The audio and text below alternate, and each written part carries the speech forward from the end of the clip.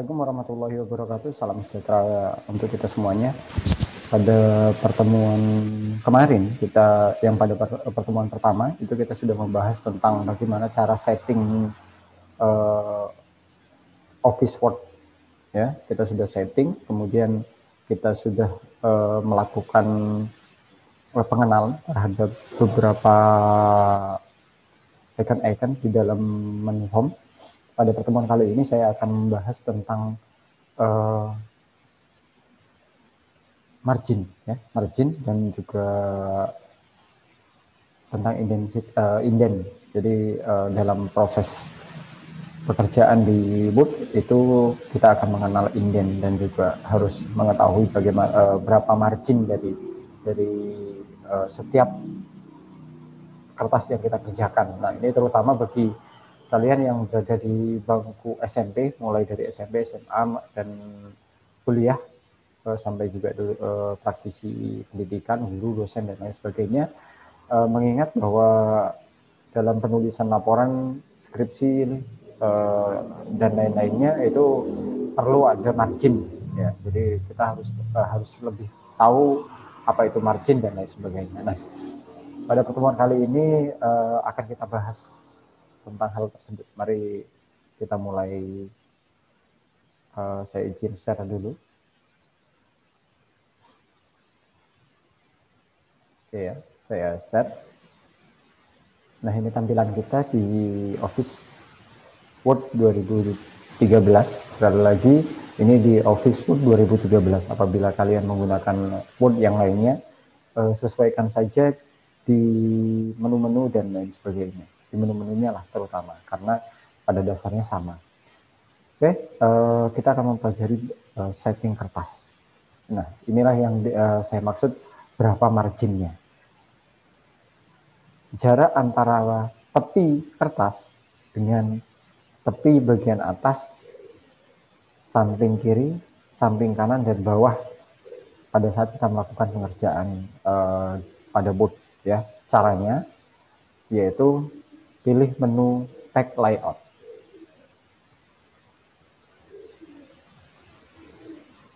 Oke, pilih menu Tag Layout. Sebenarnya di sini di Tag Setup ini ada beberapa hal yang bisa kita kerjakan langsung, seperti margin, orientasi. Orientasi ini ketika di awal ini kita berdiri, ya. Saya akan perkecil biar mempermudah melihatnya. Nah, ini kan portrait atau berdiri. Ketika kita pilih orientasi, dia akan muncul portrait atau landscape. Landscape itu posisinya rebah, ya. Seperti ini contohnya. Saya pilih landscape, maka dia akan berubah.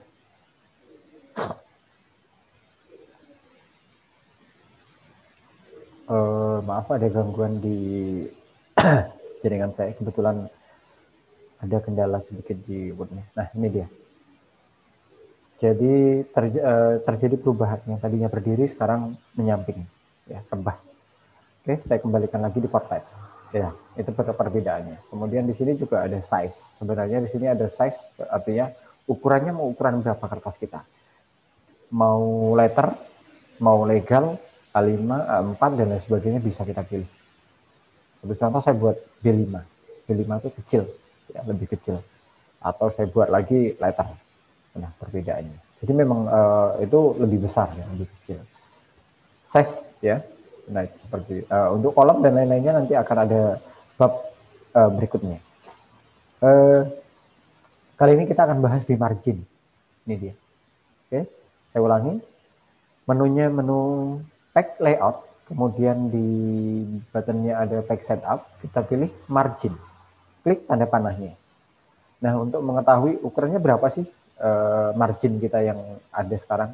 Nah, di sini sudah ada, ya, tampak dari beberapa pilihan, ya, dari beberapa fasilitas, dia ada yang sudah terklik. Itu artinya itu adalah ukuran margin yang sedang berlaku atau yang sedang terpakai oleh pada lembar kerja kita. Nah, kita pilih custom margin. Kita pilih custom margin. Di sini dia sama dengan yang tadi. Ini ada margin, ada paper, ada layout. Oke, kita lari ke layout dulu. Apa sih yang membedakan untuk layout? Nah, sebenarnya di sini hanya berbicara tentang header, footer, dan lain sebagainya. Jadi jarang sekali digunakan. Intinya kalian harus mengetahui ini hanya menentukan header dan footernya saja. Kemudian untuk header dan footer nanti kita akan pelajari di pertemuan berikutnya. Kita akan bahas paper. Ini seperti yang tadi. Kita bisa memilih dari legal, A5, A4, dan lain sebagainya. Legal misalnya, maka ukurannya akan berubah. Atau kita ingin melakukan pekerjaan yang kertasnya itu memang nggak ada, ukurannya nggak sesuai semuanya. Misalnya weight-nya di sini 21, kebetulan 25. Kemudian height-nya, tingginya, itu ternyata 40. Nah, dilakukan aja size seperti ini. Kemudian oke kan. Ketika dia oke kan, dia akan berubah secara otomatis. Nah, itu cara penggunaannya. Nah, di paper, di contoh kali ini kita gunakan A4 saja, yang standar ya, yang mudah. Secara otomatis, ini akan berubah ke ukuran A4. Berapa sih ukuran A4 itu? Ukuran A4 itu ukurannya, lebarnya itu 21 cm dan tingginya 29,7 cm. Oke, itu ukuran A4. Kemudian kita menentukan margin. Ya, seperti yang saya bilang tadi, margin itu menentukan garis tepi lembar kerja ke garis terdalam atau sampai di mana kita melakukan pekerjaannya. Top itu atas, left kiri, bottomnya bawah, right-nya kanan. Ya. Sebelum kita setting ini, saya ingin bahas yang lain dulu. Ini ada orientation, sama seperti yang tadi, antara berdiri dan rebah. Ya. Kemudian di bawahnya ada text atau multi-tag-nya, itu ada normal, seperti yang kita gunakan sekarang. Atau kita gunakan mirror. Mirror itu artinya seperti kaca berhadapan. Ada juga yang two-pack per set. Artinya satu itu dirubah menjadi 2 side. Nah, ini kalau rebah. Jika portrait berdiri itu di setnya dipotong di tengah. Ya. Berikutnya ada book font. Ini digunakan bagi kalian jika ingin membuat buku. Jadi settingannya sudah seperti ini. Ya, itu lebih mempermudah. Seperti ini. Jadi nanti akan di bagian tengah yang untuk dijilidnya itu akan sesuai, semuanya sama, timbal baliknya. Kita tidak pusing untuk membuat seperti itu lagi. Oke, kita gunakan yang normal ya. Kita gunakan yang normal, kemudian saya akan bahas tentang proposal dan skripsi, makalah dan lain sebagainya. Pada dasarnya semua kembali ke instansi, mau gunakan yang berapa ukurannya. Namun karena banyak sekali yang bertanya, sebenarnya standarnya berapa, saya tidak berani menyatakan standarnya sekian, tapi kita gunakan yang umum digunakan untuk skripsi dan lain-lain. Nah, ukuran atasnya itu 4 cm, kirinya 4 cm, kemudian bagian bawah itu 3 cm, bagian kanannya 3 cm. Standar yang biasanya saya gunakan ukuran-ukuran ini. Tapi kembali semua tergantung kebijakan dari dosen, guru, ataupun instansi yang melakukan yang memiliki pedomannya. Oke, klik OK. Jadi akan seperti ini. Bisa dipastikan bahwa ukuran dari atasnya, ya, dari atas itu pasti 4 cm. Ya, nih bisa dilihat 1, 2, 3, 4. Kanannya juga 4. Kirinya 4. Kanannya ada 3, 1, 2, 3. Nah, itu penggunaannya. Berikutnya saya akan berbicara tentang identitas. Ya, tentang identitas. Apa itu identitas? Ini dia. Identitas itu adalah bagian di mana kita melakukan pergeseran pada paragraf. Nah, sebelum ini dilakukan, saya ingin membuat sebuah paragraf agar kita bisa melihat perubahannya dari penggunaan identitas ini sendiri. Oke, izinkan saya membuat paragraf sederhana. Dan apabila nanti isi dari paragrafnya ada yang tidak sesuai atau dianggap tidak wajar, mohon dimaafkan karena ini hanya sebagai contoh ya.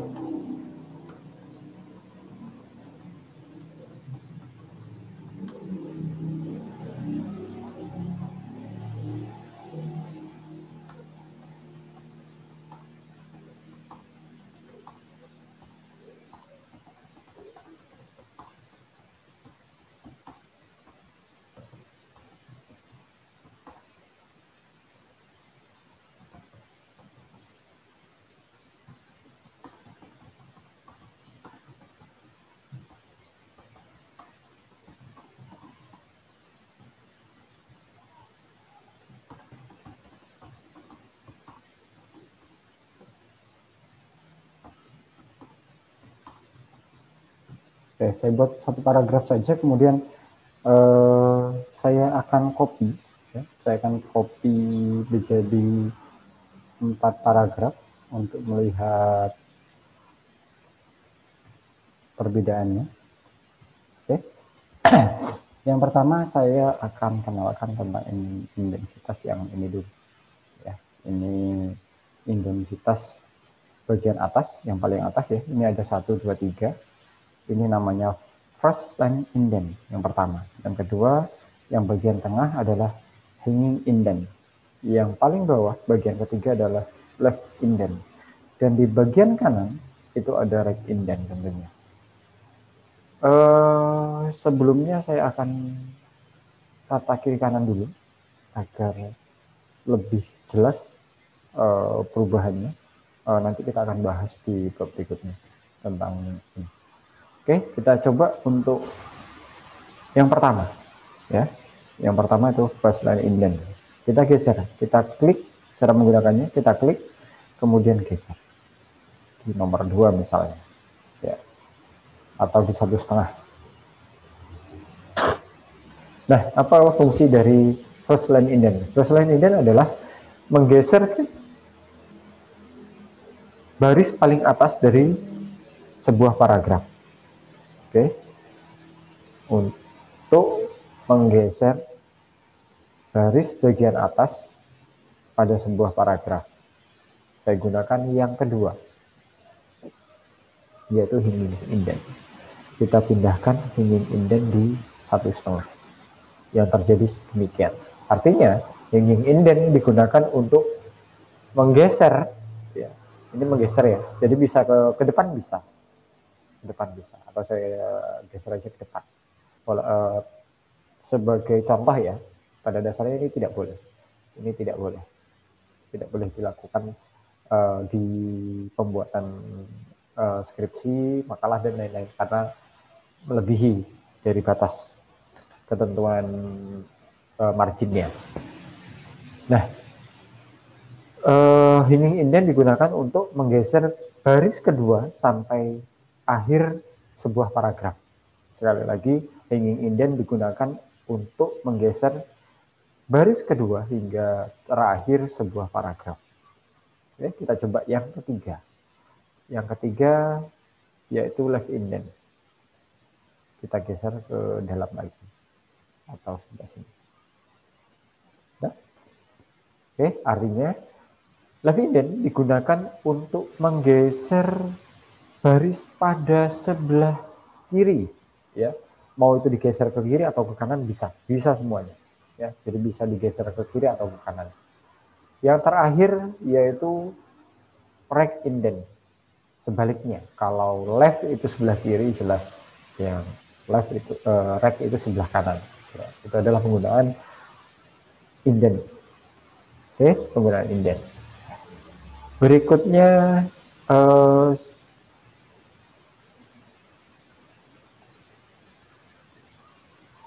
ini sudah dirubah ya. Nah, pertanyaan berikutnya adalah apakah dalam sebuah paragraf hanya bisa digunakan satu indent? Tidak. Saya contohkan. Ini tadi sudah digunakan intensitas yang pertama. Kemudian saya geser left indentnya. Kemudian saya geser lagi right indentnya. Oke, jadi artinya left indent atau right indent itu bisa digunakan lebih dari satu pada setiap paragrafnya. Oke, demikian pelajaran pada pertemuan kedua. Semoga bermanfaat. Apabila ada pertanyaan, silahkan ditanya di kolom chat. Nanti kita sambung untuk berdiskusi. Sampai jumpa di pertemuan berikutnya. Selamat belajar. Semoga bermanfaat. Assalamualaikum warahmatullahi wabarakatuh.